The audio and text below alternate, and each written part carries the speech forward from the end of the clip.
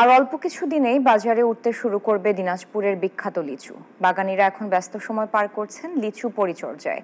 এবার লিচুর ফলন কিছুটা কম হওয়ায় দাম নিয়ে দুশ্চিন্তায় তারা। ফখরুল হাসান পলাশের তথ্যচিত্রে ডেস্ক রিপোর্ট।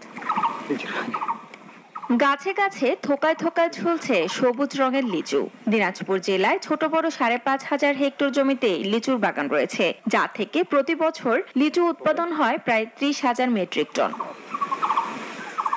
মাদ্রাজি, বোম্বাই, বেদানা, চায়না থ্রি, হারিয়া, কাঁঠালি সহ বিভিন্ন জাতের লিচু হয় এখানে। এই লিচু পরিপক্ক হতে আরো সময় লাগবে ১৫ থেকে ২০ দিন। তাই শেষ মুহূর্তে পরিচর্যায় ব্যস্ত লিচু চাষি ও বাগানীরা। পরিচর্যা করতেছি, অনেক ভালো হয়েছে। আমরা ট্রিটমেন্ট করতেছি, থেকে করে আসতেছি, অনেক লাভবান একটা ফল। তবে চাষিরা বলছেন আবহাওয়া অনুকূলে না থাকায় গেল বছরের তুলনায় এই বছর ফলন কম, তাই বাজার দর নিয়ে শঙ্কা রয়েছে।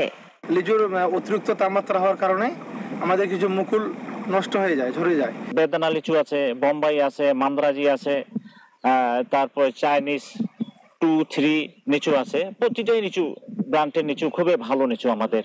বর্তমানে লিচুর অবস্থা বেশ ভালো রয়েছে জানিয়ে চাষিদের বিভিন্ন পরামর্শ ও সহযোগিতার কথা জানান কৃষি কর্মকর্তা।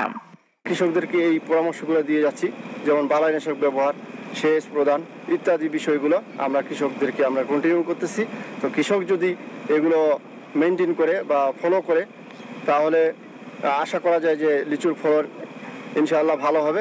গত ৩০ এপ্রিল মেধা সম্পদ দিবসে দিনাজপুরের বিখ্যাত বেদানা লিচু আনুষ্ঠানিকভাবে জিআই পণ্য হিসেবে স্বীকৃতি পায়। Desk report, news 24।